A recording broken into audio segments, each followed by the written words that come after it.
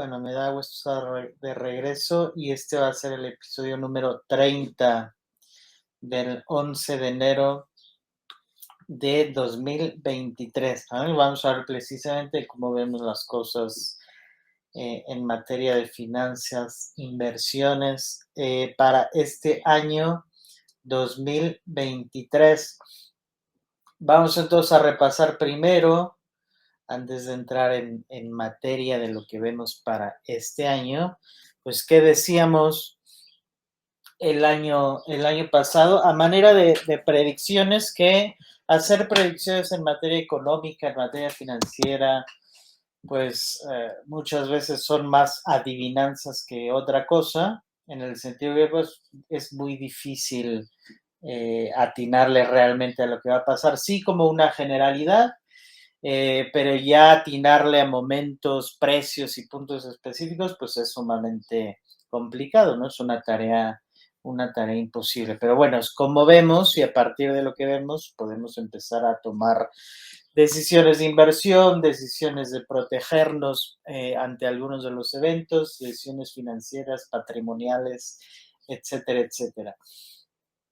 Eh, Bien, entonces, ¿qué decíamos en 2022? En 2022 o en 2021 para 2022, decíamos, en mercados financieros los veíamos bajistas durante los primeros meses del año, primer y segundo trimestre del año. Ahí nos ponemos palomita, realmente fue un año muy bajista completo, el 2022 en materia de mercados financieros en general.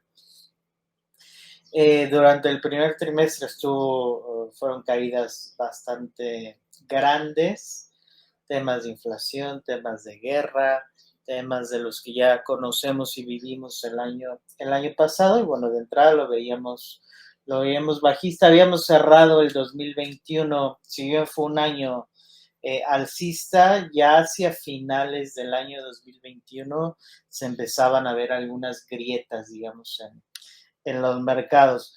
Luego decíamos lateral en el tercero y lateral alcista hacia finales de año. Ahí digamos que más o menos el tercero sí fue lateral, el tercer trimestre del año, pero yo lo veía que cerraba un poco más fuerte. Claro, esa predicción es de finales de 2021, ¿no? O sea, no sabe realmente lo que va a pasar, estoy proyectando hacia finales de 2022.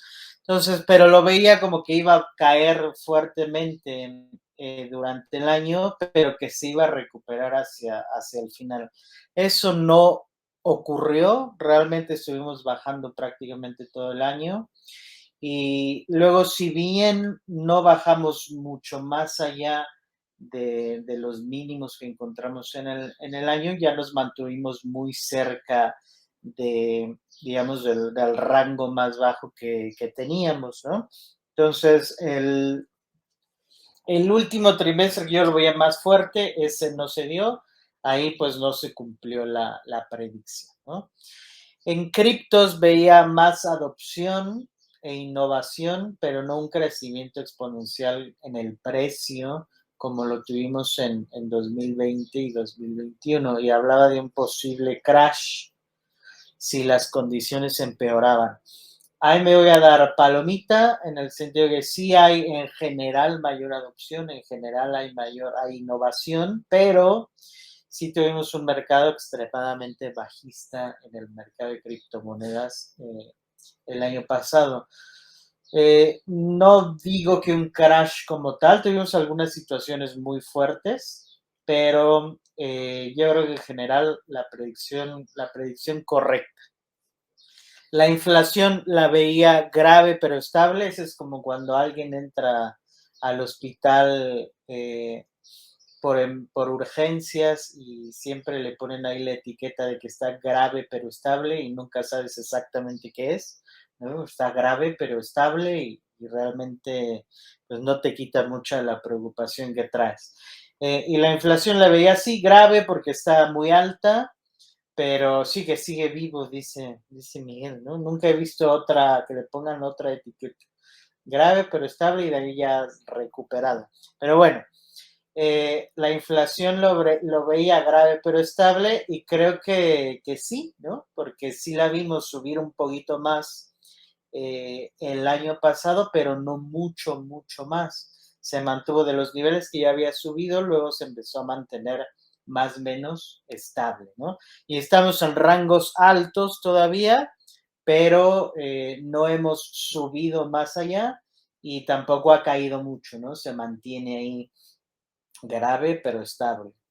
Y el dólar decía que seguiría bailando ahí alrededor de los 20 pesos por dólar, pero que si los mercados experimentaban fuertes bajas, fuertes caídas, lo más probable es que el peso también tuviera una fuerte caída. Eso no se dio, y de hecho tuvimos el superpeso prácticamente todo el año pasado. Ahora, sí se mantuvo bailando prácticamente todo el año alrededor de los 20, bajaba un poquito, subía un poquito y bailaba ahí alrededor de los 20, pero ya hacia finales del año ya más bien se fue a los 19 bajos, ¿no? Y ahorita hoy, después de, pues de varios meses, muchos meses, de hecho,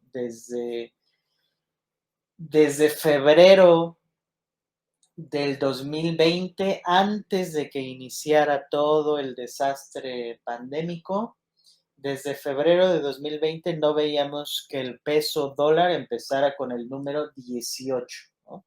Hoy bajó por primera vez desde ese entonces de los 19 pesos por dólar, está en 18.90 y tantos, ahorita 18.95, 18.97, una cosa así, precios interbancarios, en el banco lo verán todavía arriba de 19, pero ya en interbancario lo van a ver abajo de 19 pesos por dólar, hoy por primera vez, decían, desde febrero de 2020, ¿no? Que fue justo antes de que empezara a subir dramáticamente hasta los 25.50, 25.70 en, eh, en abril, marzo, abril de 2020, ¿no? Cuando estábamos en medio de la peor parte inicial de la pandemia, ¿no? Cuando había mucha incertidumbre, no sabíamos exactamente qué era, no sabíamos si todos nos íbamos a morir, no sabíamos exactamente qué pasaba, todo el mundo estábamos encerrados. Bueno, en ese punto el peso llegó hasta 25, el dólar llegó hasta 25 y tantos en los mercados. Y hoy cae por primera vez debajo de 19 nuevamente. A mí me gusta todo lo que sea 18, pónganle el número que sea, creo que es compra. Yo estamos comprando dólares y creemos que es una buena idea hacerlo. Que puede bajar más, sí, seguro que puede bajar más. No creo que baje mucho más. Esta zona es muy importante en el sentido que es regresar a un movimiento de hace prácticamente 3 años, ya regresarlo, devolverlo por completo, y normalmente esas zonas son difíciles luego de seguir bajando mucho más, ¿no? Es un movimiento muy grande, es un movimiento muy fuerte que tomó 3 años completos de hacer un movimiento que de 18.50 a 25.50 nos llevó un mes y medio o 2 meses, o sea, esa subida fue extremadamente rápida. Para regresar toda esa subida que duró mes y medio, nos tardamos 3 años. Entonces, esa es la magnitud del movimiento de ese tipo en el tipo de cambio. Entonces yo lo veo, bueno, eso no es todavía es lo que habíamos visto en ese momento, todavía no lo que veo para 2020. ¿Vale? Esas son las predicciones que hicimos en su momento. Yo creo que bastante bien para hacer adivinanzas, yo creo que nos fue bastante bien. El peso, no preveíamos ese superpeso como lo tuvimos. Yo creía que, como es normal, como pasa casi siempre, tienes mercados bajistas y tienes el peso también bajista. y luego el dólar estuvo extremadamente fuerte contra prácticamente todas las demás monedas, ¿no? El peso euro, el dólar euro, el dólar libra esterlina, el dólar canadiense, el dólar lo que ustedes quieran. Estuvo muy fuerte todo, prácticamente todo el año pasado, y no así contra el peso, ¿no? Entonces, bueno, el superpeso. Otras cosas que vimos el año pasado, algunos datos, momentos clave durante 2022. Año extremadamente volátil, ¿no? Mercado claramente bajista.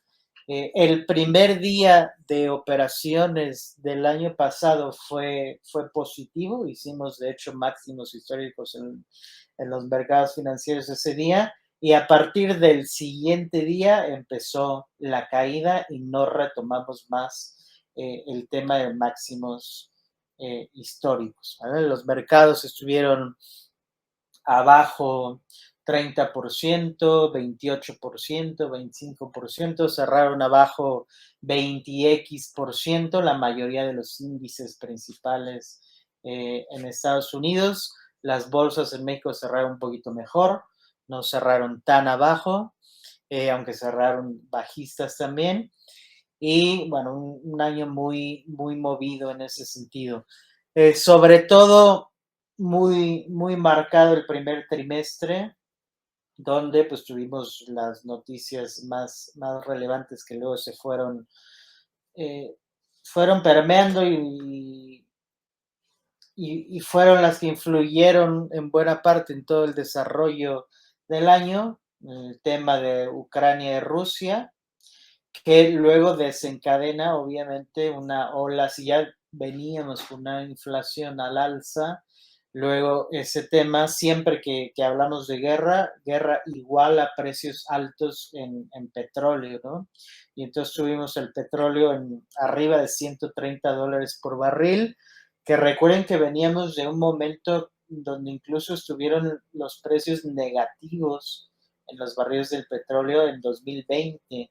Entonces, en 2020 tuvimos precios negativos del petróleo, que es el extremo, que se pensaba que no podía ocurrir y ocurrió. Y luego nos vamos al otro extremo, que es un precio del petróleo arriba de $130 por barril. Entonces, una inflación muy alta, igual los precios del gas natural sumamente altos.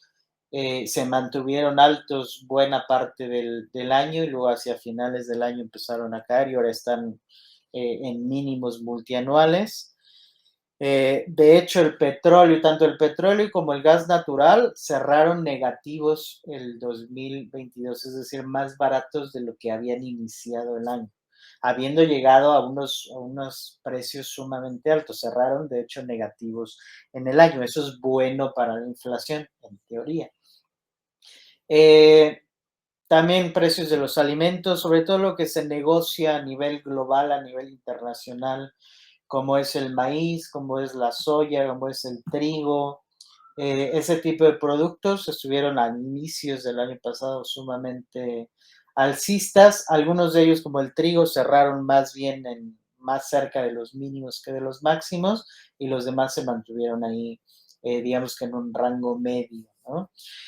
Tuvimos una destrucción tremenda en los activos que fueron mega inflados durante 2020 y 2021, una mega burbuja que se infló en esos 2 años. Y bueno, a finales del 21 y sobre todo el 2022, tenemos muchas de esas empresas, muchos de esos activos que estuvieron mega inflados, los tenemos abajo 80%, 90%, 95% abajo de sus máximos. Los vimos durante el año pasado, ¿no? Entonces, muchas inversiones sufrieron muchísimo, sobre todo las empresas que son más especulativas, las empresas que tienen mucha deuda, las empresas que apenas están en una etapa como de crecimiento, como una etapa innovadora, que posiblemente no sobrevivan a un entorno donde el dinero se hace mucho más caro. Y eso es lo que castiga al final de cuentas el mercado. Cuando tienes oportunidad de financiarte a tasa 0%, pues básicamente no te cuesta nada estar endeudado, pero si empieza a tener tasas de interés